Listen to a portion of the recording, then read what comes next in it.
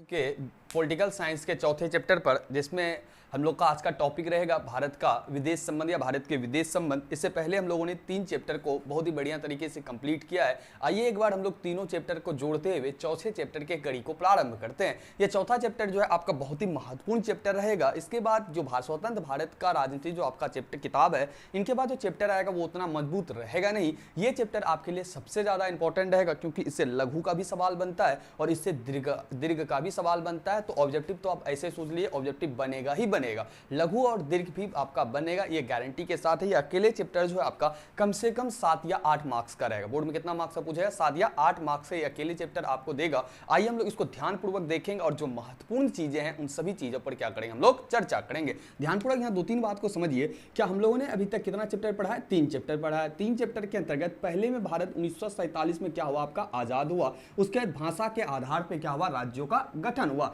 और इसमें बोला गया भारत एक कैसा देश होगा, लोकतांत्रिक देश होगा। लोकतांत्रिक देश का मतलब यह हुआ क्या जनता के द्वारा क्या किया जाएगा, सरकार को चुना जाएगा। तो दूसरे में क्या हुआ था, चुनाव हुआ था और चुनाव के माध्यम से आपका क्या बना था, सरकार बना था। क्या बना था? सरकार बना था। और सरकार में हम लोगों ने देखे किस पार्टी को एकदम पूरी तरीके से जीत मिली थी, कांग्रेस को। और यहां पर पंडित नेहरू क्या बने थे, आपके प्रधानमंत्री बने थे। तो एक सेंटर में जो चेहरा आ चुका था वो कौन आ चुका था, पंडित जवाहरलाल नेहरू। और उस समय याद रखिए 2 पॉइंट, भारत के पहले प्रधानमंत्री पंडित जवाहरलाल नेहरू, इसके साथ ही नेहरू उस समय के विदेश मंत्री भी थे। कौन से मंत्री थे? विदेश मंत्री थे।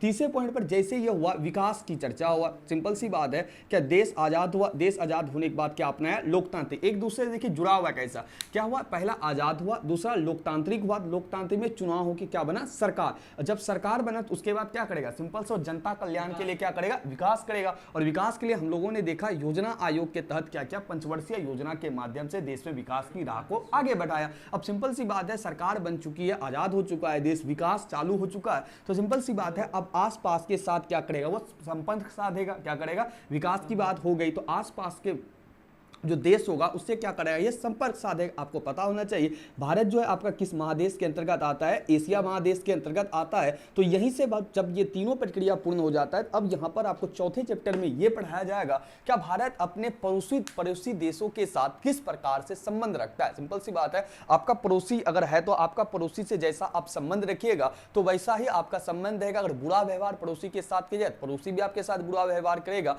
ठीक उसी प्रकार से जिस प्रकार से एक पड़ोसी से एक व्यक्ति का दूसरे व्यक्ति संबंध रहता है, ठीक उसी प्रकार से एक देश का दूसरे देश से जो संबंध रहता है, उन्हीं को उस एक देश से दूसरे देश का जो संबंध रहता है उसी को हम लोग विदेश संबंध बोलते हैं। और इसी के क्रम में आपको यह देखने को मिलेगा क्या भारत अन्य देशों के प्रति, ध्यान से समझिए, क्या भारत अन्य देशों के प्रति क्या रवैया रखेगा, क्या रुख रखेगा, किस समय युद्ध करेगा, युद्ध की क्या परिस्थिति होने पर भारत युद्ध करेगा। इन सभी बातों को किसमें शामिल किया जाता है, विदेश नीति में शामिल किया जाता है। आइए हम लोग चैप्टर को समझते हैं ध्यानपूर्वक, उसके बाद हम लोग आगे बढ़ते हैं। सबसे पहले टॉपिक को समझो, इसमें आपको पढ़ने को क्या क्या मिलेगा। पहला पॉइंट पर आपको यह दिखाया जाएगा भारत के विदेश नीति के अंतर्गत भारत चीन का संबंध। किसका चीन का संबंध दिखाएगा, भारत चीन का संबंध। मुख्य चैप्टर जो आपका यही है, भारत चीन का संबंध। दूसरे में आपको यह समझाया जाएगा भारत पाकिस्तान का संबंध भी आपको दिखेगा। और भारत पाकिस्तान में जो खटास है, आपको पता है कश्मीर वाला मामला को लेकर खटास है, आपको पिछले वीडियो में बहुत ही बढ़िया तरीके से पढ़ाएं। अगर आप नहीं देखें तो पिछला जाके 3 चैप्टर का वीडियो आसानी से उसे देखिए। उनके बाद अगर आप देखिएगा तो इससे ज्यादा और भी बेटर तरीके से आप समझिए। कारण ये है क्या भारत पाकिस्तान के मामला जो है आपको हम यहाँ नहीं पढ़ाएंगे, क्योंकि पिछला जो बच्चा पढ़ चुका है यहाँ उसका टाइम पास होगा। भारत पाकिस्तान के मुद्दा में हम लोग थोड़ा सा अगर चर्चा करें तो इतना समझिए 1966 में आपको यह देखने को मिलता है ताशकंद समझौता। कौन समझौता देखने को मिलता है? ताशकंद समझौता। क्योंकि पाकिस्तान के द्वारा क्या किया गया था, कश्मीर को मामले को लेकर 1965 में क्या क्या आक्रमण किया गया, जिसमें पाकिस्तान की क्या हो जाती है, हार हो जाती है। उसके बाद क्या होता है, ताशकंद समझौता। लाल बहादुर शास्त्री और किसके बीच होता है, आपका अयूब खान के बीच क्या होता है, आपका ताशकंद समझौता होता है। उनके बाद पाकिस्तान के बाद दोबारा आक्रमण किया जाता है। कब किया जाता है, शिमला समझौता। दोबारा जब आक्रमण करता है, कब करता है, आपका 1971 में। कब करता है, 1971 में। तब 1971 में भी पाकिस्तान की हार होती है। 1972 में एक समझौता होती है जिसे हम लोग शिमला समझौते के नाम से जानते हैं। उस समय की भारत की प्रधानमंत्री थी श्रीमती इंदिरा गांधी और उधर का जो प्रधानमंत्री वो कौन था, जुल्फिकार अली भुट्टो के बीच क्या हुआ था, समझौता हुआ था। आप आराम से जाके पहले चैप्टर में ही कश्मीर की समस्या को हमने पढ़ाया था। था, आप उसे आसानी से देखिए, आप देखिए आराम से स्क्रॉल करके, वहां पर आपको हम बताएं कश्मीर की समस्या के बारे में, ठीक है। तो यहाँ आपका टाइम पास हो जाए, ये आपको हम नहीं पढ़ाएंगे यहाँ। और दूसरे पॉइंट पे आपका देखने को मिलेगा भारत की परमाणु नीति। क्या देखने को मिलेगा? भारत की परमाणु नीति। आज तक जो सवाल बना है चौथे चैप्टर से यही दोनों से बनता है अधिकतर। भारत चीन का संबंध, सबसे इंपॉर्टेंट टॉपिक यही रहेगा, भारत चीन का संबंध। और दूसरा इंपॉर्टेंट टॉपिक क्या रहेगा? भारत की परमाणु नीति। अब सिंपल सी बात है, परमाणु नीति क्या है? अगर परमाणु नीति आप बात कीजिएगा तो आप सभी जानते हैं परमाणु बम एक ही विश्व का अगर बात कीजिए सबसे घातक बम माना जाता है, वो किसको माना जाता है? परमाणु बम। अगर आप थोड़ा सा पढ़ाई लिखाई में इंटरेस्ट रखते हैं तो आपको इतना पता होगा क्या सबसे पहले जो परमाणु बम का प्रयोग किया गया था जापान के दो शहर हिरोशिमा और नागासाकी पर किया गया था, वो भी किसके द्वारा किया गया था? अमेरिका के द्वारा। अगर आपको पता हो 6 अगस्त और 9 अगस्त को बम का नाम लिटिल बॉय और फैटमैन नाम का दो बम था, दोनों शहर पर गिराया गया था, जापान का पूरा परखच्चा उड़ गया था, ठीक है। उसी क्रम में जब भारत का अगर थोड़ा सा अगर आप आगे बढ़ेंगे तो वो भी आपको समझने मिलेगा कि 1962 में जब चीन से क्या करता है भारत हार जाता है। किससे हार जाता है? चीन से भारत क्या करता है? 1962 में युद्ध में हार जाएगा। अभी ध्यान से देखिएगा, भारत चीन शुरुआती समय में भाई भाई रहेगा, लेकिन बाद में क्या हो जाएगा? आपका दोनों में लड़ाई हो जाता है। अभी हम लोग क्रम से समझेंगे, पहले 2-3 बातों यहां समझो। क्या नेहरू जो शुरुआती क्रम में था ना, नेहरू मानता था निःसशक्तिकरण। अब समझो निःसशक्तिकरण क्या है। दो ही टॉपिक पढ़ना है, एक टॉपिक क्या पढ़ना है? भारत चीन संबंध, और दूसरा टॉपिक क्या पढ़ना है आपको? परमाणु नीति। किसकी नीति? भारत का जो परमाणु जो बम बनाएगा उस पर भारत की नीति क्या रहेगा, उनको समझेंगे। लेकिन यहां देखो, भारत आपका क्या था उस समय? नेहरू जो था आपका प्रधानमंत्री होने के साथ साथ आपका क्या था? विदेश मंत्री भी था। और नेहरू का ऐसा मानना था, क्या नेहरू चचा का मानना था ऐसा, क्या हम निःसशक्तिकरण करेंगे। निःसशक्तिकरण का मतलब ये होगा क्या भारत किसी भी प्रकार का हथियार नहीं रखेगा, यानी हम किसी भी प्रकार के हथियार को नहीं रखेंगे। नेहरू शुरुआती समय में शस्त्र बनाने के पीछे नहीं था, लेकिन क्या होता है जब 1962 में चीन से भारत को हार मिलती है पूरी तरीके से, अरुणाचल प्रदेश का मुद्दा लेकर अभी आपको हम बताएंगे, आराम से सुनिए खाली। क्या 1962 ईस्वी में जब भारत को चीन से क्या मिलती है? हार मिलती है, तब भारत क्या करता है? शस्त्र बनाना प्रारंभ करता है। और वहीं से भारत ने क्या किया? दो सफल परमाणु परीक्षण करता है ना, 2 सफल परमाणु परीक्षण करता है। उनके बाद भारत ने अपनी परमाणु नीति का क्या किया था? घोषणा किया था। ये सब पूरा चैप्टर के दौरान होगा। आइए हम लोग मेन टॉपिक को प्रारंभ करते हैं, भारत चीन के संबंध से प्रारंभ करते हैं। आइए हम लोग देखना प्रारंभ करते हैं, ठीक है। आप समझ गए क्या इस चैप्टर के अंतर्गत आपको क्या देखने को मिलेगा? एक तो भारत चीन का संबंध, दूसरा आपको क्या देखने को मिलेगा? परमाणु नीति। क्या देखने को मिलेगा? परमाणु नीति, यानी भारत के पास जो परमाणु बम है उसे किस परिस्थिति में, यानी कि किस समय में प्रयोग करेगा, आपको यही देखने को मिलेगा। क्योंकि हम भारत पाकिस्तान पर एक शॉर्ट चर्चा करेंगे, क्योंकि हम लोग पिछले वीडियो में कर चुके हैं, ठीक है। तो आइए सबसे पहले 2-3 ऑब्जेक्टिव आप देख लीजिए। 2 सितंबर 1946 को भारत की अंतरिम सरकार की स्थापना होती है, ये तो बात नॉर्मल सी है, ठीक है। 2 सितंबर 1946 को भारत कुछ ऑब्जेक्टिव है, ध्यान से देखिए, उसके बाद हम लोग टॉपिक पर चलते हैं। अंतरिम सरकार, ठीक है, उनके बाद चुनाव होता है, तो फिर आपका पंडित नेहरू उसमें क्या बनते हैं? प्रधानमंत्री, ठीक है। कुछ डेट को देखिए, उसका अगले पॉइंट 2 सितंबर 1946 को ऑब्जेक्टिव के तौर पे इसको उतारिएगा। 1946 को भारत की अंतरिम सरकार। ध्यान से देखो, भारत चीन के संबंध पर जाने से पहले 2-3 बात को तुम देखो, उनके बाद हम लोग आगे बढ़ेंगे, ठीक है। किसके संबंध पर चलेंगे? भारत चीन के संबंध तो होगा, लेकिन बाद में जाकर फिर मारपीट भी होगा। आइए हम लोग चर्चा करते हैं, ठीक है। देखो ध्यान से, शुरुआती समय में यह देखने को मिलेगा, भारत जब 1947 में क्या होता है? आज़ाद होता है। हम सभी जानते हैं भारत आपका आज़ाद कब होता है? 1947 में। 1947 में जब आज़ाद होता है तो भारत ने क्या बोला? हम क्या अपनाएंगे? लोकतंत्र। क्या अपनाएंगे? लोकतंत्र यानी क्या? लोगों का क्या होगा? शासन होगा। लेकिन आपको अगर थोड़ा सा अगर नॉलेज है तो आपको पता होना चाहिए क्या भारत क्या कहते हैं, विश्व में जो द्वितीय विश्व युद्ध प्रारंभ हुआ था, कौन सा विश्व युद्ध प्रारंभ हुआ था? द्वितीय विश्व युद्ध जो आपका प्रारंभ हुआ था, ठीक है। द्वितीय विश्व युद्ध जो प्रारंभ हुआ था 1939 से कब तक चला था? 1945 तक। इसमें 2 राष्ट्र था, एक मित्र राष्ट्र था, एक धुरी राष्ट्र था। ध्यान से देखो, मित्र राष्ट्र धुरी राष्ट्र आपका था, लेकिन इसमें 2 पॉइंट को तुम देखो। इन्हीं में मित्र राष्ट्र के अंतर्गत आपका शामिल कौन था? संयुक्त राज्य अमेरिका भी शामिल था, और दूसरे पॉइंट पर कौन था? सोवियत संघ रूस भी शामिल था। लेकिन 1945 में जब द्वितीय विश्व युद्ध खत्म होता है तो दोनों के बीच क्या उत्पन्न हो जाती है? खटास उत्पन्न हो जाती है। खटास उत्पन्न होने के पीछे एक ही रीजन था, क्या अमेरिका के द्वारा क्या किया गया था? जापान पर बिना कोई, ठीक है, बिना कोई अर्थ ये हुआ क्या जापान क्या करने वाला था, द्वितीय विश्व युद्ध में आत्मसमर्पण करने वाला था, लेकिन अमेरिका के द्वारा अपना युद्ध में क्या किया, अपना ताकत को परिचय देने के लिए उन्होंने क्या किया, हिरोशिमा और नागासाकी पर क्या गिरा दिया, बम गिरा दिया। यहीं से क्या हुआ, रूस में और अमेरिका के बीच तनातनी प्रारंभ होता है। रूस को हम कहेंगे सोवियत संघ रूस, क्योंकि 20 से ज्यादा देश इसके अंतर्गत शामिल रहेगा और अमेरिका के अंतर्गत भी काफी देश क्या रहेगा, शामिल रहेगा। दो बात को ध्यान से समझो, द्वितीय विश्व युद्ध आपको हम पढ़ाएंगे जब दूसरा किताब इसी भाग का पढ़ेंगे, यानी पॉलिटिकल जो आपका दो भाग है ना। अभी हम लोग स्वतंत्र भारत की राजनीति पढ़ रहे हैं, इसके बाद जब हम लोग समकालीन विश्व की राजनीति पढ़ेंगे तो वहां आपको ध्यान से समझ रहे हैं। यहां दो ही पॉइंट को तुम समझो कि सर द्वितीय विश्व युद्ध के होने के पश्चात दुनिया जो है दो भाग में बटा, एक बटा सोवियत संघ रूस और दूसरा क्या बटा, संयुक्त राज्य अमेरिका। ठीक है, इतना समझो कि एक भाग किधर गया, सोवियत संघ रूस, और दूसरा का कौन कर रहा है, संयुक्त राज्य अमेरिका। अब दोनों कर रहा है क्या, ध्यान से देखो, यूएसएसआर रूस है ना, यानी सोवियत संघ रूस आपका है ना, सोवियत संघ रूस, और दूसरा कौन है, एक है यूएसए अमेरिका है ना। ध्यान से देखो, सोवियत संघ जो मान रहा था उसका अर्थव्यवस्था कैसा था, समाजवादी। समाजवादी का अर्थ समझ रहे हैं कि पूरा देश का सारा कंट्रोल किसके पास होगा, सरकार के पास। अमेरिका किसका मान रहा है, पूंजीवादी। अमेरिका क्या मान रहा है, पूंजीवादी। अब पूंजीवादी में किसका होगा सारा का सारा कंट्रोल, निजी हाथों, किसके हाथों में होगा, निजी, और यहाँ किसके पास होगा, सरकार के हाथों में। अब ध्यान से देखो, शुरुआती समय में दोनों देश क्या कर रहा था, अपना गुट बढ़ा रहा था। दोनों गुट क्या कर रहा था, क्या अगर इससे कोई नया उस समय देश आजाद हो रहा था, ये दोनों गुट उसे कहता था क्या तुम मेरे में मिल जाओ, तुम्हें हम आर्थिक सहायता देंगे और सैन्य सहायता देंगे। तुम थोड़ा सा सोचो, क्या अगर कोई देश गुलाम है, नया आजाद हो रहा है, तो उन्हें डर रहता है दोबारा उसे कोई गुलाम ना बना ले, और सिंपल सी बात है, आर्थिक सहायता, रुपया पैसा चाहिए ताकि वो देश को क्या बढ़ा सके, आगे बढ़ा सके। ठीक है, हम लोग यहां ये समझे कि सर 1945 में विश्व में क्या हुआ था, द्वितीय विश्व युद्ध का दौर खत्म हुआ था। 1945 के बाद एक ऐसा दौर प्रारंभ होता है, 1990-91 तक चलता है। 1945 से 1990-91 तक एक दौर चलता है जिसे शीत युद्ध बोलते हैं। अब शीत युद्ध क्या होता है, थोड़ा पॉइंट समझ लो।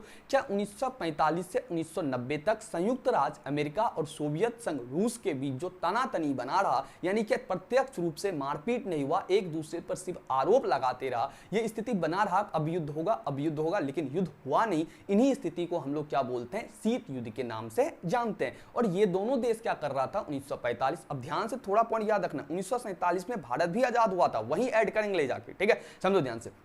तो क्या कर रहा है, 1945 में एक तरफ संयुक्त राज्य अमेरिका है, दूसरे तरफ कौन है, सोवियत संघ रूस है, और दोनों का क्या मानना है, अगर हमारे में कोई देश आएगा तो उसे हम सैन्य सहायता देंगे। ठीक है, सैन्य सहायता, दूसरे साथ हम क्या देंगे, उसे आर्थिक सहायता देंगे।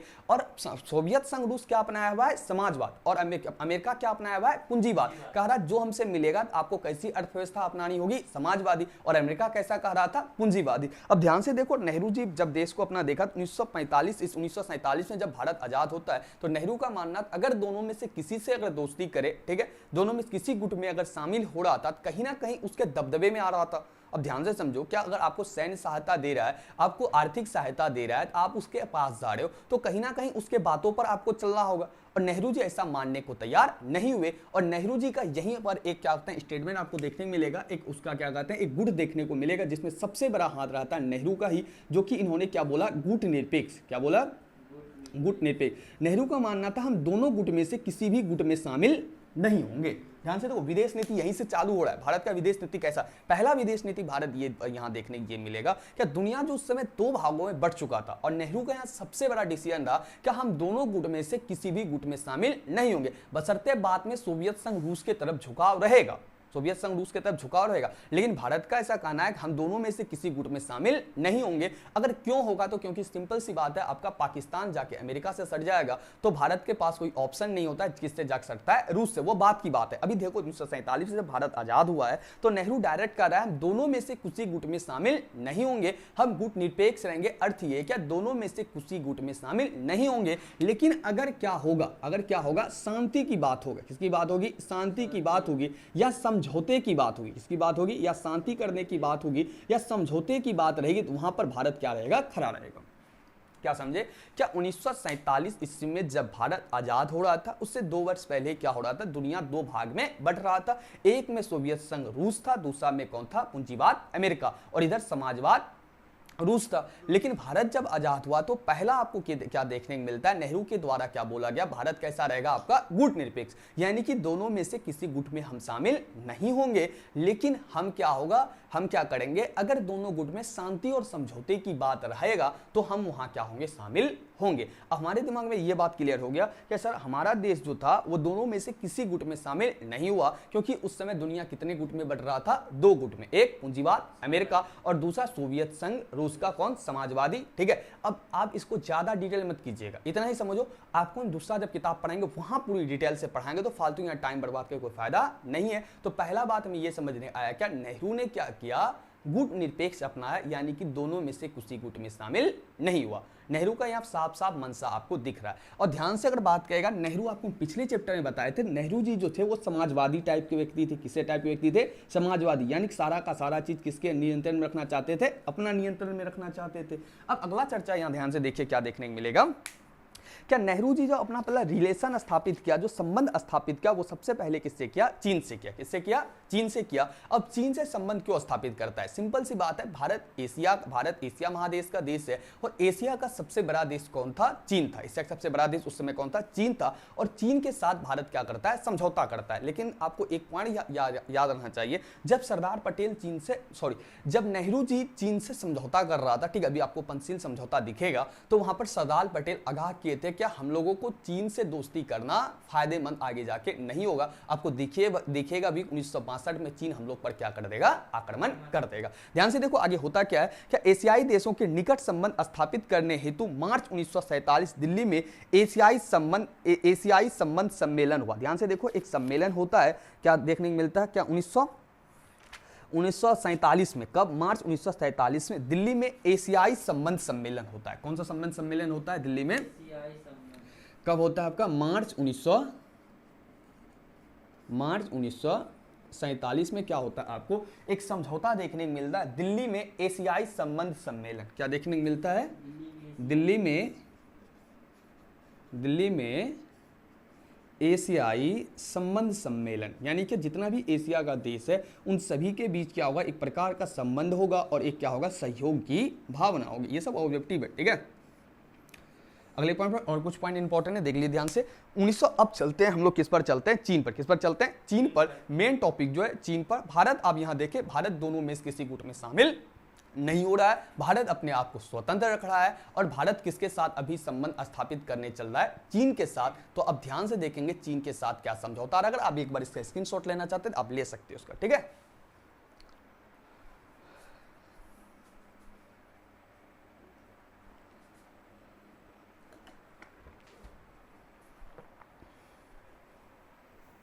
अब हम लोगों का टॉपिक रहेगा भारत चीन का संबंध। अब ये सबसे महत्वपूर्ण टॉपिक रहेगा, क्योंकि इससे आपका लघु का भी सवाल बनेगा और इससे आपका दीर्घ का भी क्या बनेगा, सवाल बनेगा। ध्यान से देखो, भारत चीन के संबंध में क्रम में आपको देखने के लिए भारत की तरफ से आपका कौन इधर है, पंडित जवाहरलाल नेहरू क्या है, प्रधानमंत्री भी है, विदेश मंत्री भी है, ठीक है। ध्यान से देखो, 1 अक्टूबर 1949 को, कब, 1 अक्टूबर 1949 को चीन में माओ पार्टी की क्या बनती है, सरकार बनती है। चीन में किस पार्टी की सरकार बनी, माओ की सरकार बनी।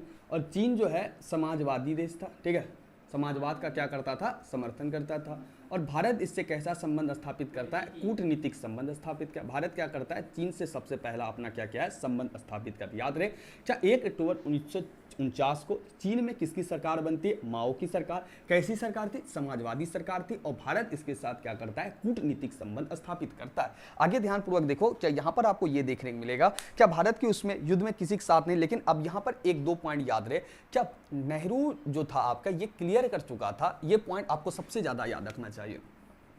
क्या नेहरू यहाँ क्लियर कट कर चुका था, क्या अगर कोई देश में क्या होगा आपका, शांति की बात, किसकी बात होगी, शांति या सुरक्षा की बात होगी, किसकी बात होगी, शांति या सुरक्षा की बात होगी, तो भारत वहां पर हमेशा क्या रहेगा, तैयार रहेगा। लेकिन भारत क्या होगा, किसी भी गुट में शामिल आपका होने वाला नहीं है। ये बात आपको हमेशा याद रखना चाहिए कि नेहरू का विदेश नीति में सबसे बड़ा बात यही था, क्या हम दोनों में से किसी गुट में, यानी एक सोवियत संघ रूस का, एक पूंजीवाद अमेरिका का, किसी में शामिल नहीं, लेकिन शांति की बात होगी, भारत वहां पर सबसे पहले क्या रहेगा, खड़ा रहेगा। अब बात आता है कि सर चीन के साथ संबंध स्थापित स्थापित करता है, इसका सबसे बड़ा रीजन था क्या एशियाई देशों में भारत अपना संबंध आगे बढ़ाना चाहता था, क्योंकि आजाद हुआ था भारत को अपना विकास भी करना था। ध्यान से देखो क्या चीन एशिया का सबसे बड़ा पड़ोसी देश था, अतः उसने भारत में चीन के साथ निकट संबंध स्थापित किए। अप्रैल 1954 में चीन के प्रधानमंत्री चाउ एन लाई, तब दोनों देश के बीच मित्रता व व्यापार की संधि हुई, जिसकी प्रस्तावना में 5 बिंदु रखा गया। ध्यान से देखो कि आपको देखने को मिलेगा अप्रैल 1954 में सबसे इंपॉर्टेंट डेट रहेगा अप्रैल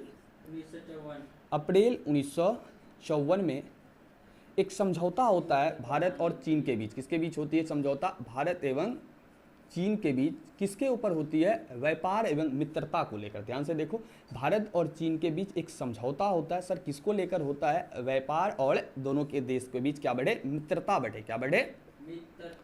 मित्रता बढ़े। कब हुआ? अप्रैल 1954 में भारत चीन के बीच क्या होता है? व्यापार और मित्रता के लिए एक संधि होता है, जिसमें क्या हुआ? 5 बातें को रखा गया। कितना बात रखा गया? 5 बातें, जिसे क्या कहा गया? पंचशील समझौता। जिसे क्या कहा गया? आपका पंचशील समझौता। अब ध्यान से देखो भारत की तरफ से प्रधानमंत्री कौन था? भारत की तरफ से प्रधानमंत्री कौन था आपका? पंडित जवाहरलाल नेहरू। अब एक पॉइंट यहाँ याद रखना, क्या समझौते में शामिल तो था, लेकिन भारत से लेकर अगर कोई भी समझौता होता है ना, बाहरी तरफ से अगर कोई समझौता होता है, उसमें सबसे मेन साइन जो होता है वो किसका होता है? राष्ट्रपति का होता है। ठीक है, लेकिन उस समय भारत के पंडित जवाहरलाल नेहरू प्रधानमंत्री और आपका चीन की तरफ से कौन था प्रधानमंत्री? चाउ एन लाई। ये दोनों प्रमुख था, क्योंकि भारत में आपका क्या था? प्रधानमंत्री जो है आपका काम का होता है और आपका राष्ट्रपति क्या होता है? नाम का होता है। आपको हम पढ़ाएंगे संविधान के दौरान, तो हम पहले वीडियो में आपको बता चुके हैं पॉलिटिकल हमें कैसे पढ़ना है, तो संविधान आपको अंत में पढ़ाएंगे, तो आप जाकर उसे भी देख सकते हो। ठीक है, अब ध्यान से देखो क्या हुआ, क्या अप्रैल 1954 में भारत चीन के बीच व्यापार और मित्रता को लेकर एक संधि होता है, जिसे 5 बातों रखा जाता है, जिन्हें हम लोग पंचशील समझौता के नाम से जानते हैं। कितने बिंदु रखे गए थे? 5 बिंदु रखे थे। किसके किसके बीच हुआ समझौता? यहाँ पंडित जवाहरलाल नेहरू और चीन का प्रधानमंत्री कौन रहा आपका? चाउ एन लाई। चीन की तरफ से प्रधानमंत्री कौन है? चाउ एन लाई। अब एक बात क्लियर हुआ, क्या सर भारत और चीन के बीच अब क्या बढ़ रहा है? दोस्ती बढ़ रहा है, जिसमें कि अब दोनों देश एक दूसरे के क्या कर रहा है? समझौता कर रहा है। क्या कर रहा है? समझौता। अब समझौते के दौरान मित्रता वो इसके लेकर 5 बिंदु रखा, क्या दोनों दोस्त का मित्रता रहेगा। इन सब बातों पर हम लोगों की क्या रहेगी? सहमति रहेगी। आखिर वो सर 5 बात क्या था? आप सबसे मोस्ट इंपॉर्टेंट में टिक लगाओ, क्या आपका जो पंचशील समझौता देख रहे हो, कौन सा समझौता देख रहे हो? पंचशील समझौता। ये लघु के लिए सबसे वीवीआई सवाल है, कई बार पूछा है। क्या पंचशील समझौते से आप क्या समझते हैं, या पंचशील बिंदु को लिखे, तो आपको यही 5 पॉइंट लिखना होगा। ध्यान से देखिए 5 बिंदु था क्या, हम पांचों को एक तरफ से ध्यान से समझेंगे। ठीक, 2 3 हुआ, ये 4 हुआ, ये 5 हुआ। सबसे पहला क्या था? क्या एक दूसरे पर पारदेशिक अखंडता व प्रभुसत्ता का आदर करना। पहला क्या बोलता है? एक दूसरे प्रादेशिक अखंडता व प्रभुसत्ता का आदर। एक तरफ समझेंगे, पहले एक बार हम लोग लिख लेते हैं। ठीक है, दूसरे पॉइंट पे क्या था? किसी पर आक्रमण, आप शायद मेरे साथ लिख सकते हो, अब स्क्रीनशॉट ले सकते हो। ठीक है, आक्रमण न करना। तीसरा क्या था? दूसरे के घरेलू मामले में हस्तक्षेप नहीं करना, है ना। आपको तुरंत याद हो जाएगा, दूसरे के घरेलू मामलों में हस्तक्षेप न करना। समानता व परस्पर लाभ। चौथे पर क्या आपका? समानता व परस्पर लाभ। अगला टॉप पॉइंट क्या है? शांतिपूर्ण। आपको 5 पॉइंट याद आना चाहिए बहुत ही बढ़िया तरीके से। ठीक है, शांतिपूर्ण। ध्यान से देखिए, हम लोग यहाँ समझे भारत किसके साथ संबंध स्थापित कर रहा है? सर्वप्रथम चीन के साथ संबंध स्थापित कर रहा है। उस समय चीन का प्रधानमंत्री चाउ एन लाई है और भारत का पंडित जवाहरलाल नेहरू। दोनों के बीच एक समझौता होता है, जिन्हें हम लोग पंचशील समझौते के नाम से जानते हैं। कितना बात रहा उसमें? 5 बात। सबसे पहला कहा गया एक दूसरे के प्रादेशिक अखंडता व प्रभुसत्ता का आदर करना। ध्यान से, प्रादेशिक अखंडता क्या बोलते हैं? क्या जो एक दूसरे का सीमा, प्रादेशिक अखंडता यानी क्या इसमें कोई भी क्या करेगा, ये आपका भारत का सीमा, तो इसमें क्या करेगा? कोई एक दूसरे दूसरे में घुसने का प्रयास नहीं करेगा, जितना देश का सीमा है वह एक दूसरे को कभी तोड़ने का प्रयास नहीं करेगा। यानी जहां तक भारत है वहां तक भारत है, वह चीन की मामला में चीन की सीमा के अंतर्गत कोई भी नहीं घुसे, यानी प्रादेशिक अखंडता नहीं टूटना चाहिए, यानी प्रदेश की जो सीमा है उसमें कोई भी तोड़ने का प्रयास नहीं करे। लेकिन चीन इसी बात को, सीमा को ही मानने को तैयार नहीं होगा, जो कि पड़ेगा अभी आगे देखेंगे जब भारत चीन में क्या पड़ेगा, संबंध में खटास उत्पन्न होगा, वो किन कारणों से होगा आपको दिखेगा। सबसे पहला क्या बोला, प्रादेशिक अखंडता, यानी कि जो देश की सीमा है उसमें एक दूसरे में किसी प्रकार से कोई हड़पने का प्रयास नहीं करेगा। दूसरा प्रभुसत्ता, यानी कि वहां पर जो सत्ता है, जो सरकार चल रही है उसका क्या करना है, दोनों को आदर करना है। जो सरकार चल रही है, जो देश की सीमा है, उन पर हमें किसी प्रकार का नहीं बोलना, चाहे भारत हो चाहे चीन हो। दूसरे पर क्या बोला, हम एक दूसरे पर आक्रमण नहीं करेंगे, क्योंकि दोस्त है तो आक्रमण क्यों करेगा, सिंपल सी बात कहा, हम एक दूसरे पर आक्रमण नहीं करेंगे। तीसरे क्या बोला, हम आपके मामले में हस्तक्षेप नहीं करेंगे और भारत के मामले में कौन हस्तक्षेप नहीं करेगा, चीन, यानी जिसको क्या बोलेंगे घरेलू मामले में हस्तक्षेप नहीं करेगा। अगर चीन के अंतर्गत कोई मामला होगा भारत उसमें जाके किसी प्रकार का हस्तक्षेप नहीं करेगा, अब भारत में कोई मामला होगा तो चीन हस्तक्षेप नहीं करेगा। चौथे पॉइंट पर क्या बोला, हम दोनों में समानता होगा और हम लोग परस्पर क्या कमाएंगे, लाभ कमाएंगे। और पांचवें पॉइंट पर क्या बोला, शांतिपूर्ण सह अस्तित्व, यानी शांतिपूर्ण तरीके से हम लोग क्या करेंगे, इन पांचों बातों को एक तरह से बना रखेंगे और सह अस्तित्व यानी कि दोनों का क्या होगा, पहचान बनी रहेगी। यानी एक लाइन में समझे तो पांचों क्या हुआ, समझौता हुआ, जिससे भारत चीन के बीच व्यापार और मित्रता क्या होगी, बढ़ेगी। सबसे पहला क्या था, प्रादेशिक अखंडता व प्रभुसत्ता का आदर करना, किसी पर आक्रमण न करना, घरेलू मामले में हस्तक्षेप नहीं करना, पर समानता व परस्पर लाभ और शांतिपूर्ण अस्तित्व, यानी चारों बिंदुओं पर चारों का क्या होना, इन दोनों का भरोसा होना। एक लाइन ध्यान समझो, प्रादेशिक अखंडता व प्रभुसत्ता का आदर करना।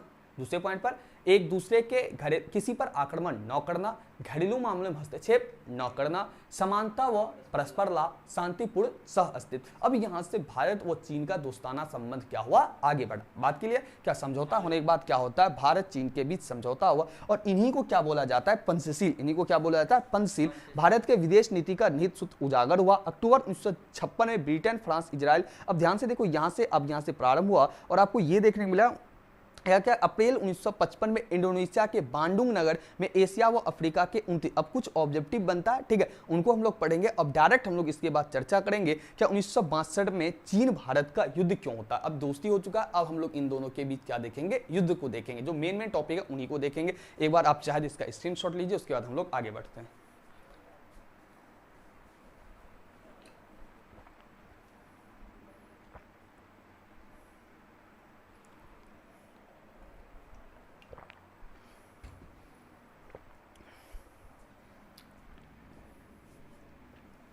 आई होप आप इसका स्क्रीनशॉट ले लिए होंगे।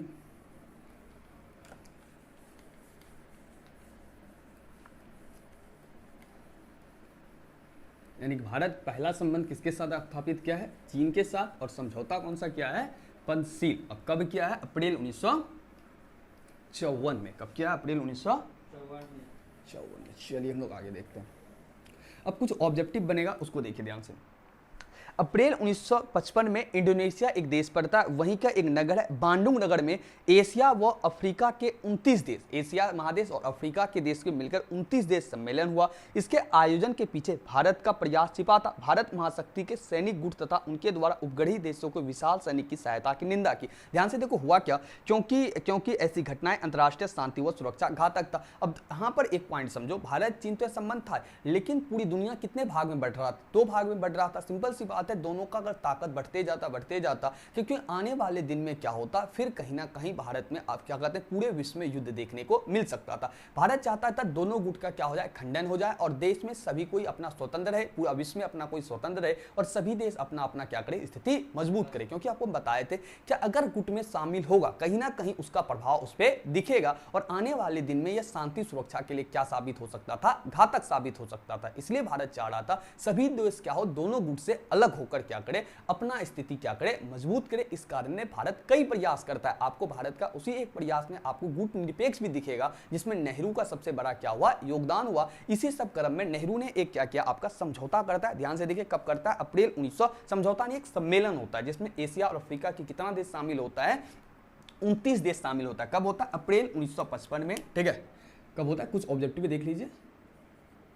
अप्रैल 1955 में कहां पर, इंडोनेशिया के नगर बांडुंग इंडोनेशिया, ठीक है, इंडोनेशिया के बांडुंग नगर में, कहाँ पर हुआ, इंडोनेशिया के बांडुंग नगर में, ठीक है, एक सम्मेलन हुआ जिसमें कितना देश शामिल हुआ, 29 देश। इसमें सबसे बड़ा हाथ किसका था, आपका भारत का, नेहरू का था। एशिया और अफ्रीका के बीच, एशिया और अफ्रीका के 29 देश क्या करता है, इसमें आपका हिस्सा लेता है।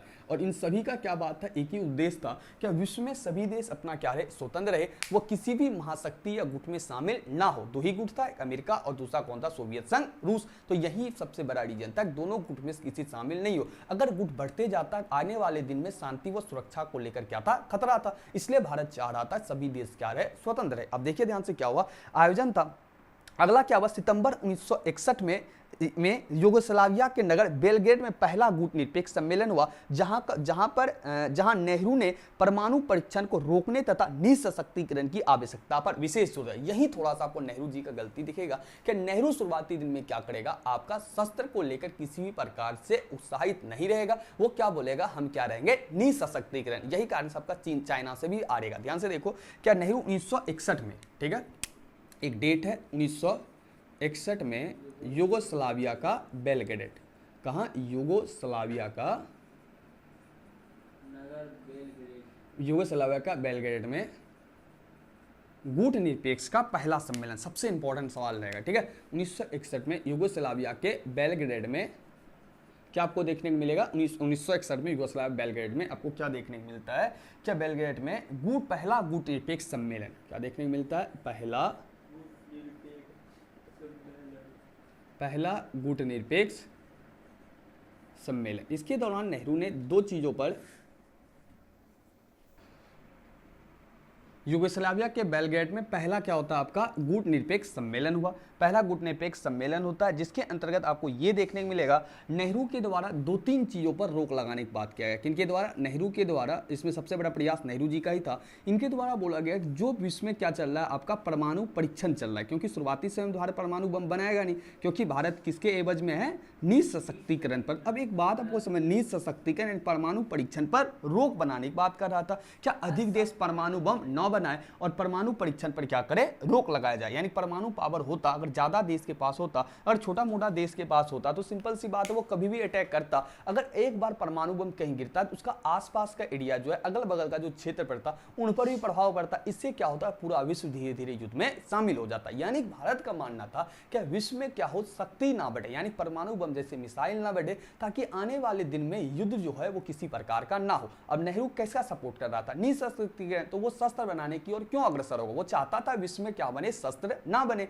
और दोनों गुट में क्या था, समझौता करने के लिए भी क्या था, ये पक्षधर था। अगला पॉइंट पर क्या था, क्या परमाणु परीक्षण पर रोक लगाने की बात क्या, इसके साथ ही नेहरू किसकी आवश्यक क्या कहते हैं, किस पर जोर देता है, निःशस्त्रीकरण पर। किस पर जोर दिया, निःशस्त्र। यही थोड़ा सा आपको इसका नेहरू जी का आपको शुरुआती समय में खराब पॉइंट हमें लगता है, ठीक, लगता नहीं लगता कि नहीं लगता। इसके पीछे रीजन ये है कि नेहरू का ऐसा मानना था, अगर मेरे पास क्या होगा, शस्त्र नहीं होगा। देखो नेहरू के इसका तर्क क्या था, कि अगर हम किसी से युद्ध करना न चाहेंगे तो कोई हमसे युद्ध क्यों करेगा, ठीक है। इसलिए कह रहा था हम ना शस्त्र रखेंगे, ना मारपीट करेगा, ना ही अगला हमें कोई मारपीट करने आएगा। लेकिन ऐसा तर्क काम नहीं करता, क्योंकि पीछे रीजन ये है कि समाज में अगर ध्यान से देखो, दो वर्ग है, मान लो ए और बी, ठीक है। अगर मान लो ए और बी है, अगर ए का ताकत दिनों दिन बढ़ रहा है तो आने वाले दिन में इसका दबदबा बी पर होगा ही। सिंपल सी बात है, क्या अगर एक वर्ग का ताकत दूसरे पर, एक वर्ग का ताकत बढ़ेगा, दूसरा अगर ताकत अपना नहीं बढ़ाएगा तो उसका दबाव जो है वो किस पर बढ़ेगा, बी पर बढ़ेगा।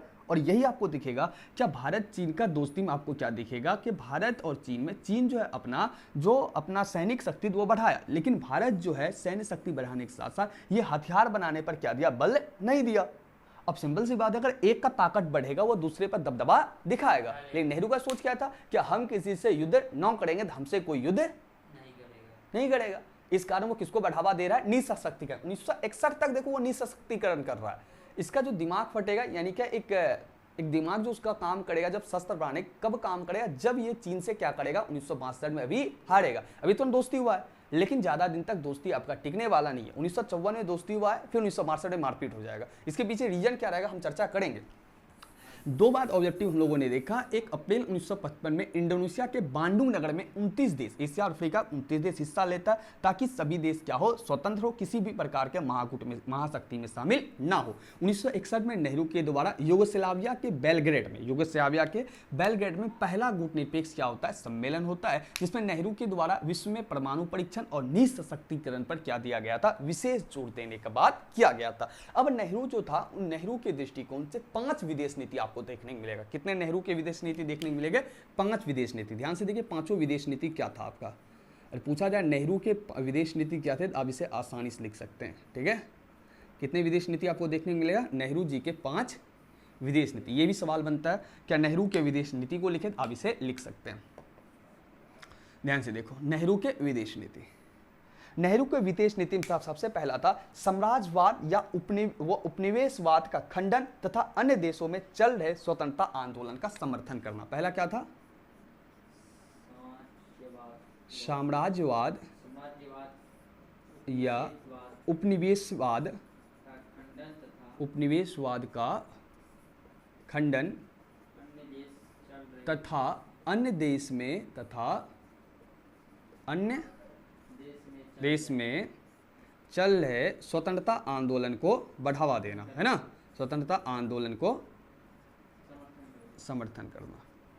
अब एक लाइन में समझो, क्या सर उपनिवेशवाद क्या है, आपको पता है क्या उपनिवेशवाद क्या है? क्या जब कोई देश किसी छोटे देश को अपने हित साधने के लिए उस पर सभी रूपों से क्या करता है, प्रभाव जमाता, यानी अधिकार जमाता। जैसे हम लोग पे कौन प्रभाव जमाया था, इंग्लैंड के द्वारा, यानी क्या उन्हीं को क्या बोलते हैं कि जब कोई मजबूत देश, शक्तिशाली देश किसी छोटे देश पर अपना प्रभाव जमाता है, तो वैसे देश को क्या बोलते हैं, उपनिवेश, जिस पर क्या दबाता है, अपना प्रभाव दिखाता है। जैसे भारत किसका उपनिवेश था, आपका इंग्लैंड का उपनिवेशवाद था। तो नेहरू जी ये साम्राज्यवाद जो उपनिवेशवाद था, जो दबदबा दिखता था, यानी एक लाइन में कहे क्या अगर कोई देश किसी देश का गुलाम था और वैसा देश में क्या चल रहा है, क्या अगर स्वतंत्रता आंदोलन चला, यानी कि वो देश मुक्त होना चाहता है, तो भारत उसका क्या करेगा, समर्थन करेगा। यानी कि नेहरू जी सभी देशों को कैसा समर्थन करना चाह रहा है, स्वतंत्र देखना चाह रहा है। अगर वो देश में किसी देश का उपनिवेश है या उस देश में स्वतंत्र आंदोलन चल रहा है, तो नेहरू उसका क्या करेगा, समर्थन करेगा, यानी कि वो देश क्या हो जाए, आपका स्वतंत्र हो जाए। ये तो बढ़िया है। क्या भारत सराहनीय प्रयास कर रहा है पूरी तरीके से। क्या कोई देश अगर गुलाम है या कोई देश क्या कर रहा है, आंदोलन हो रहा है, क्या कहते हैं, आजाद होने के लिए, भारत उसका क्या करेगा, समर्थन करेगा। पहला ये हुआ। दूसरे पॉइंट क्या हुआ, दक्षिण अफ्रीका में नस्लीय भेदभाव या रंग भेद चल रहा था। ध्यान से समझो, क्या दक्षिण अफ्रीका में जब रंग भेद की नीति अपनाया गया तो भारत ने इसका तीव्र विरोध किया। और इसी में आपको यहाँ पर कुछ पॉइंट आपको हम बता देते हैं। ठीक है, कुछ देखो यहाँ। दक्षिण अफ्रीका एक देश है, ठीक है। दक्षिण अफ्रीका में आपको ये देखने को मिलेगा, दक्षिण अफ्रीका में आपका अमेरिका का कब्जा देखिएगा। दक्षिण अफ्रीका में नस्लीय भेदभाव था। कैसा भेदभाव था, नस्लीय भेदभाव, यानी कि गोरा और काला का। अब यहाँ पर बोला गया क्या जो इसको गुलाम बनाए हुए था उन्हों कहा जाता था गोरा, जो दक्षिण अफ्रीका का व्यक्ति था उसे क्या कहा जाता था, काला। अब गोरा काला का लेकर क्या था, पूरी तरीके से क्या था, डिबेट था। गोरा के लिए सब चीज अलग था और क्या कहते हैं, काला के लिए सब चीज अलग था, जबकि देश उन्हीं का था और गोरा काला के लिए बांटने वाला कोई बाहर का था। इस कारण से यहाँ पर आपको क्या दिखेगा, नस्लीय भेदभाव। और यहाँ का जिस प्रकार से भारत के स्वतंत्रता आंदोलन में आपको पढ़ाया जाता है कि महात्मा गांधी सबसे महत्वपूर्ण नेता हुए, ठीक उसी प्रकार से नस्लीय भेदभाव को खत्म करने के लिए दक्षिण अफ्रीका में जो सबसे महत्वपूर्ण नेता हुए वो कौन हुए, नेल्सन मंडेला। कौन हुए, नेल्सन मंडेला। सबसे महत्वपूर्ण आपको ये देखने को मिलेगा, नेल्सन मंडेला बहुत ही दक्षिण अफ्रीका का बहुत ही महत्वपूर्ण क्या आपको नेता देखने को मिलता है, नेल्सन मंडेला। क्या नाम है, नेल्सन मंडेला। कहाँ का था, दक्षिण अफ्रीका का था। कहाँ का था, दक्षिण अफ्रीका का। और दक्षिण अफ्रीका में जो नस्लीय भेदभाव, नस्लीय भेद का अर्थ था जो इसे कब्जा जमाया हुआ था, इंग्लैंड, शायद इंग्लैंड या अमेरिका था। ठीक है, ये हम कंफर्म नहीं है तो आपको उतना याद रखने की आवश्यकता नहीं है, अगले क्लास में बता देंगे। क्या आपका दक्षिण अफ्रीका किसके कंट्रोल में, मेरे ख्याल से सर अमेरिका होना चाहिए। ठीक है, अगले क्लास में आपको बता देते हैं। ठीक है, यहाँ ध्यान से इस बात को समझो कि दक्षिण अफ्रीका में जब नस्लीय भेदभाव अपनाया गया था, यानी गोरा और काला का जब क्या क्या भेदभाव अपनाया गया था, यानी कि नस्लीय भेदभाव की नीति को लाया गया था, तो उस समय भारत इसका विरोध किया था। और दक्षिण अफ्रीका के नेल्सन मंडेला एवं भारत के सहयोग के कारण से 1990 ईस्वी में आपका क्या हो जाता है, क्या 1990 ईस्वी में जो यहाँ पर दक्षिण अफ्रीका में जो नस्लीय भेदभाव चला था, इनका क्या देखने को मिलता है, समाप्त आपको देखने को मिलेगा। यानी नस्लीय भेदभाव जो चला था इनको क्या किया गया था, समाप्त किया गया था। नस्लीय जो रंगभेद की नीति थी इसको क्या किया गया था, समाप्त किया गया था, और तथा वहां लोकतांत्रिक शासन की स्थापना हुई। अब सिंपल सी बात है, आप आगे ही देखे थे, भारत क्या करेगा, अगर कोई देश गुलाम है उसका सपोर्ट करेगा, वहां में चल रहे आंदोलन को भी क्या करेगा, भारत सपोर्ट करेगा। ठीक उसी प्रकार से अब कुछ पॉइंट को समझ लो। दक्षिण अफ्रीका में जब रंगभेद की नीति लाया गया, किसके लाया गया, दक्षिण अफ्रीका में जब रंगभेद की नीति लाया गया था, भारत इसका तीव्र विरोध किया था। ठीक उसी प्रकार से, ठीक है, भारत इसका क्या था, तीव्र विरोध किया था। और दक्षिण अफ्रीका के एक प्रमुख नेता जिनका नाम हुआ नेल्सन मंडेला, आजादी के क्रम में दक्षिण अफ्रीका का सबसे महत्वपूर्ण नेता किसको माना जाता है, नेल्सन मंडेला माना जाता है। ठीक है, दक्षिण अफ्रीका के नेल्सन मंडेला एवं भारत के अथक प्रयास के कारण से 1990 में क्या होता है, यहाँ पर आपका रंगभेद की नीति समाप्त होती है। उसके बाद दक्षिण अफ्रीका में क्या होता है, लोकतांत्रिक सरकार की क्या होती है, स्थापना होती है। क्या क्या समझ में आपको। दूसरे पॉइंट में क्या हुआ, दक्षिण अफ्रीका में रंगभेद की नीति आया, भारत इसका विरोध किया, उसमें सबसे बड़ा सपोर्ट करने वाला कौन हुआ, दक्षिण अफ्रीका का ही नेल्सन मंडेला। और भारत के प्रयास के कारण से 1990 में दक्षिण अफ्रीका में रंगभेद की नीति समाप्त होती है और लोकतांत्रिक सरकार की क्या होती है, स्थापना होती है। अगला पॉइंट देखिए क्या है, अगले पॉइंट में निःशस्त्रीकरण किया जाना तथा परमाणु परीक्षण पर रोक। ये तो नेहरू जी का सबसे फेवरेट है अभी तक। ठीक है, कि इसका क्या रहा, क्या निःशस्त्रीकरण पर भारत क्या करेगा, जोर कर देगा, है ना, निःशस्त्रीकरण करेगा। और दूसरा टॉपिक वो क्या करेगा, परमाणु परीक्षण पर रोक लाए, परमाणु बढ़ना नहीं चाहिए, लेकिन जब भारत को जरूरी पड़ेगा भारत अभी खुद करेगा, परमाणु बम बनाएगा। देखिए थोड़ा देर के बाद आपको ये भी देखने को मिलेगा। चौथे पॉइंट पर आपको ये देखने को मिलेगा, अंतर्राष्ट्रीय विवाद का शांतिपूर्ण तरीके से निपटारा होना चाहिए। ठीक है, अब भारत ये भी कह रहा है कि अंतर्राष्ट्रीय स्तर पर अगर कोई मामला चल रहा है, किसी देश के बीच कोई मामला चल रहा है, चाहे नदी विवाद हो, चाहे क्या कहते हैं सीमा विवाद हो, चाहे वो कोई किसी क्षेत्र के अंतर्गत हो, तो अंतर्राष्ट्रीय विवाद जितना है उसका क्या होना चाहिए, शांतिपूर्ण तरीके से, किसी मारपीट तरीके से नहीं, क्या होना चाहिए, शांतिपूर्ण तरीके से निपटारा होना चाहिए। पांचवें पॉइंट पर आपको क्या देखने को मिलेगा, संयुक्त राष्ट्र संघ का पूरा सहयोग व समर्थन दे। अब आपको पता होना चाहिए संयुक्त राष्ट्र संघ क्या था। ठीक है, हम पिछले वीडियो में भी आपको बताएं, आपको पता होना चाहिए संयुक्त राष्ट्र संघ का को सहयोग करना एवं सहयोग देना एवं समर्थन देना। अब ध्यान से समझो, संयुक्त राष्ट्र संघ पीछे बताएं तो आपको थोड़ा सा बता देते हैं। संयुक्त राष्ट्र संघ उस समय विश्व की एक ऐसी संस्था, अभी भी यूएनओ के नाम से आप जिसे जानते हो, जिसका 6 भाग है, आपको सुनने को मिलेगा। ठीक है, संयुक्त राष्ट्र संघ जो है आपका एक ऐसी संस्था थी जो विश्व में किसी भी प्रकार का अगर मामला था, अगर उसके अंतर्गत जाता था, वो शांति व समझौते का क्या करती थी, बात करती थी। एक लाइन में देखे, विश्व में चल रहे किसी भी प्रकार का अगर मामला है दो देश के बीच, चाहे 2 से अधिक देशों के बीच, अगर उनके पास जाता है तो शांति और शांति रखने की बात, यानी शांति एवं उन देशों के बीच समझौते का क्या करती है, प्रयास करती है। आपको वहां भी बताए थे, जब भारत और कश्मीर का मुद्दा हुआ था, ये आपका संयुक्त राष्ट्र संघ के किस में गया था, सुरक्षा परिषद के अंतर्गत गया था। तो आपको बताए थे, ज्यादा इसमें बताने की जरूरत नहीं है। ध्यान से देखो, नेहरू का 5 पॉइंट क्या क्या रहा विदेश नीति। सबसे पहला क्या, साम्राज्यवाद और उपनिवेशवाद का, ठीक है, उपनिवेशवाद का खंडन, तथा अगर कोई देश में स्वतंत्रता संबंधी आंदोलन चल रहा है उसमें भारत क्या करेगा, साथ देगा। दूसरा पॉइंट क्या था, दक्षिण अफ्रीका में जो रंगभेद की नीति थी, नस्लीय नीति जो आया था, उनका क्या किया, भारत विरोध किया। इसके साथ ही दक्षिण अफ्रीका का सबसे महत्वपूर्ण नेता कौन हुआ, नेल्सन मंडेला। एवं भारत के पूर्ण सहयोग के बाद क्या होता है, दक्षिण अफ्रीका में 1990 ईस्वी में जो रंगभेद की नीति थी इसका समाप्त होता है और वहां लोकतांत्रिक सरकार की क्या होती है, स्थापना। तीसरे पॉइंट पर नेहरू के द्वारा क्या बोला गया, निःशस्त्रीकरण पर जोर दिया गया और साथ ही साथ क्या किया गया, आपका परमाणु परीक्षण पर रोक लगाने का बात किया गया। चौथे में क्या हुआ, आपको ये देखने को मिलता है, क्या नेहरू जी के द्वारा आपको यह देखने को मिलता है, क्या जो किसी भी अंतर्राष्ट्रीय स्तर पर कोई मामला चल रहा है तो उसके शांतिपूर्ण तरीके से क्या करना है, आपको समझौता करना है। और 5वें पॉइंट पे, सबसे अंतिम पॉइंट में आपको क्या देखने को मिलेगा, क्या संयुक्त राष्ट्र संघ का पूरी तरीके से सहयोग देना एवं समर्थन देना। यानी कि भारत का विदेश नीति का निहितार्थ में आयाम स्पष्ट हो गया। क्या भारत गुट निरपेक्षता को कोई नकारात्मक कदम नहीं था। गुट निरपेक्षता अर्थ क्या था, क्या कोई दोनों में किसी गुट में शामिल नहीं होगा, यानी कि गुट निरपेक्ष एक सकारात्मक नीति थी। कहने का अर्थ ये था कि दोनों गुट में से किसी गुट में शामिल नहीं होंगे, लेकिन शांति व सुरक्षा एवं समझौते की बात होगी तो भारत उसमें क्या करेगा, शामिल होगा। यानी कि गुट निरपेक्षता कोई नकारात्मक नीति थी नहीं थी, यानी एक प्रकार का ये क्या था, सकारात्मक नीति था। अब हम लोग अगले क्लास में जानेंगे 1962 में भारत चीन के युद्ध को। तो आज हम लोगों ने जाना क्या, नेहरू का जो विदेश नीति रहा उनको जाना, भारत चीन के संबंध को जाना। अगले क्लास में भारत की परमाणु नीति को जानेंगे और क्या जानेंगे, भारत चीन युद्ध को जानेंगे। यहीं पर वीडियो समाप्त होती है। मिलते हैं नेक्स्ट वीडियो में, तब तक के लिए इजाजत। Thank you, love you, thanks for watching.